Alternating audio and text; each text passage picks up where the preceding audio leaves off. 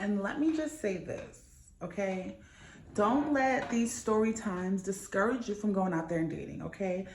It's okay. It's gonna be fine. Things like this happen. Like, life moves on, time moves on. You're gonna be fine, okay? Ladies, you're gonna be fine. And gentlemen, because you know sometimes you guys get ghosted too. It's gonna be okay.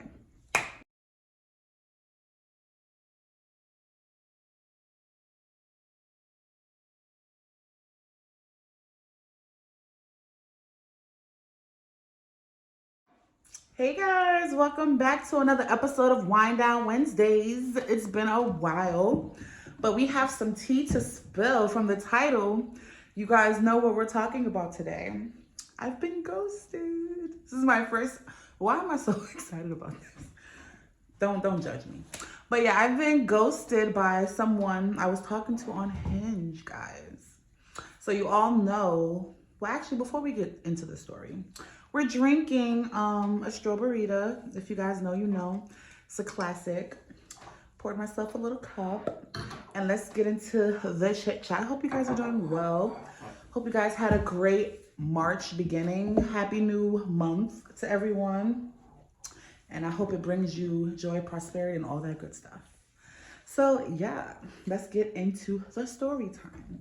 So a while back, a couple weeks ago, I made a video of me telling you guys that I made a Hinge account. I was trying online dating, online apps, well, just one app, Hinge.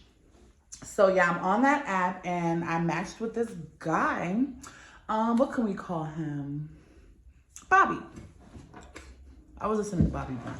So we're gonna call him Bobby, right? Okay, so Bobby matched me, saw his profile, I matched back. So you know Hinge, if you're not familiar with it, it's like different pictures of a person. It has prompts of like questions, and then they answer the question with their picture. They have like voice notes and stuff where you can hear the person's voice, which I think is pretty cool.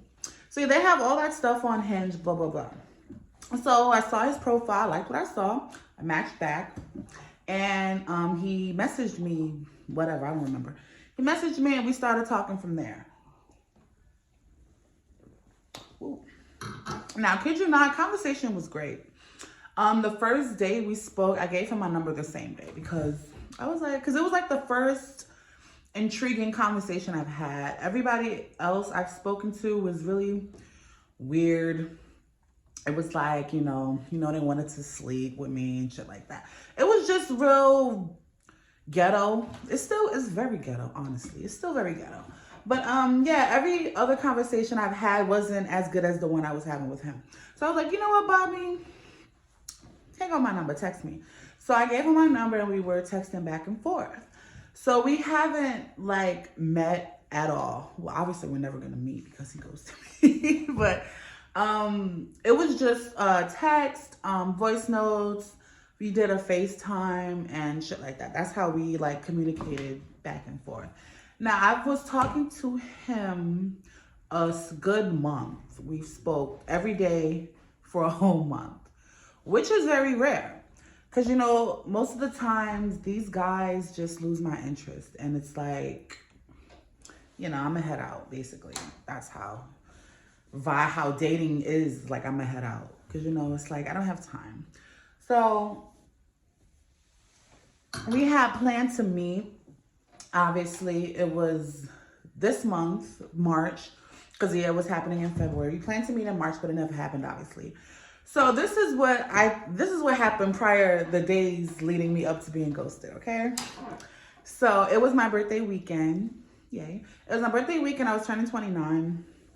And I had, what the hell did I have planned? I had a few plans, but nothing major because I'm going on a ski trip this month.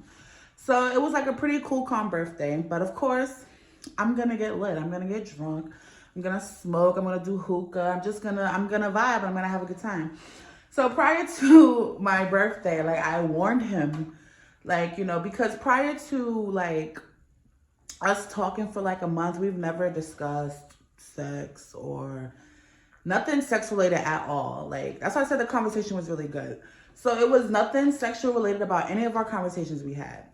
So leading up to my birthday, I know how intense I could get when I'm lit. Because, you know, I'm a very sexual person and I don't hide that at all.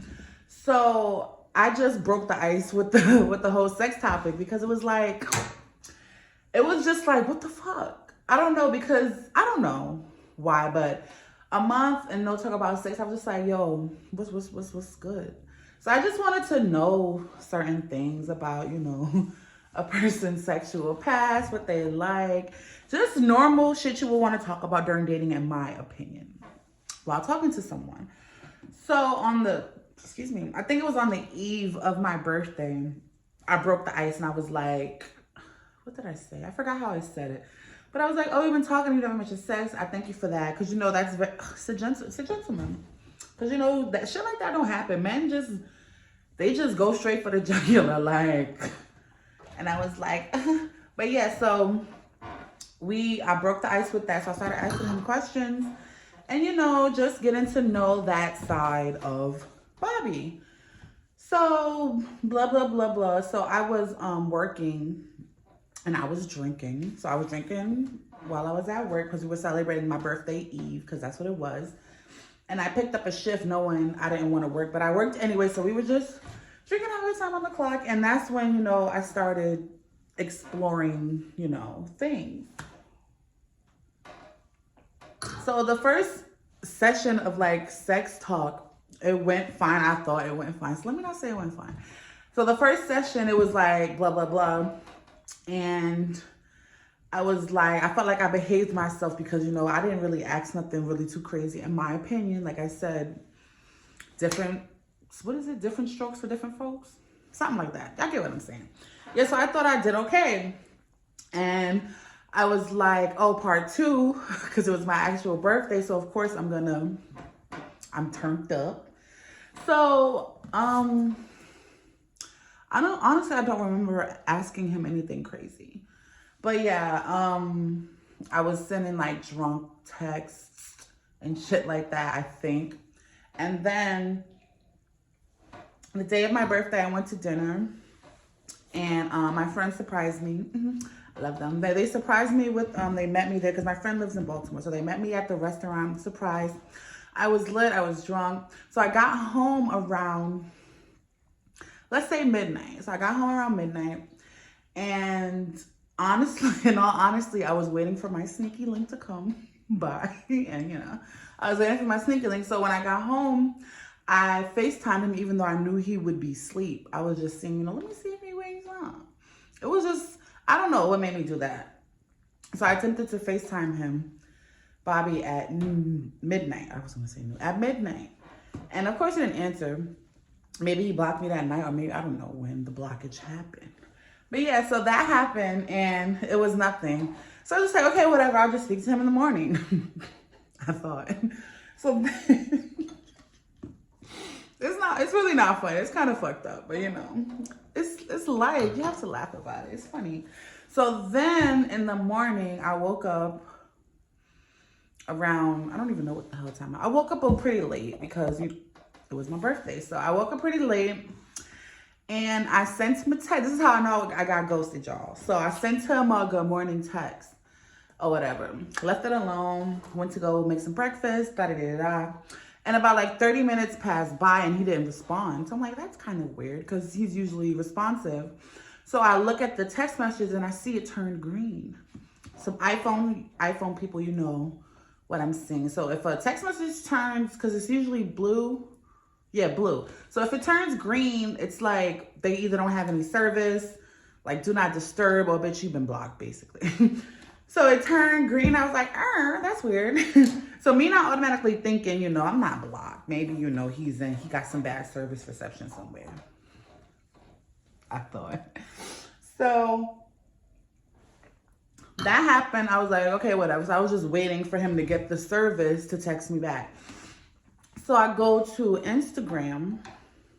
Oh, mind you, he followed me on basically all my social media platforms, my Instagram, my Snapchat. He subscribed to my YouTube channel. Weird if he sees this. I hope he doesn't. But yeah, he subscribed to my YouTube channel, all that good stuff. So I know where to find him, obviously. So I go to Instagram, Something told me to like check it. So I typed his name in and nothing popped up.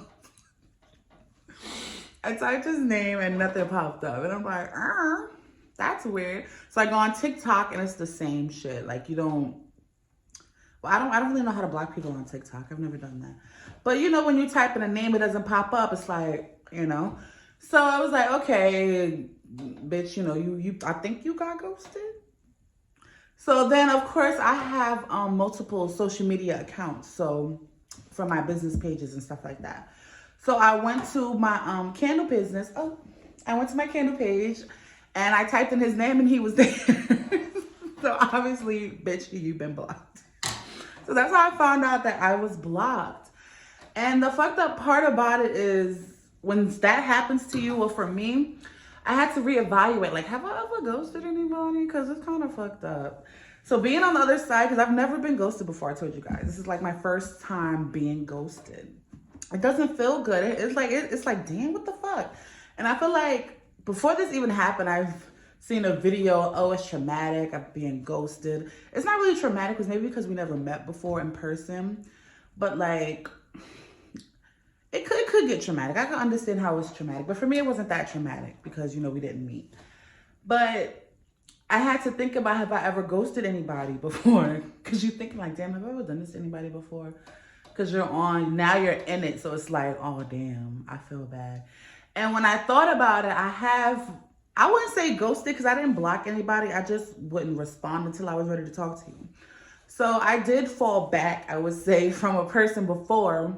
And I tell them why when they was being a creep. I was just like, you know what? I'm not going to respond for a couple weeks and see if you know. So I don't think I've ghosted anyone per se, like completely block out all communication. No, but I have fallen back and not respond. But block, no. Unless it was my crazy ex or whatever. I definitely blocked his ass. But yeah, no, not really blocking someone like that. So that was my first ghosting experience, guys. And when it happened that morning when I woke up, I was literally laughing because you know how women want to play detective? That's what I was doing. I was like, what the fuck?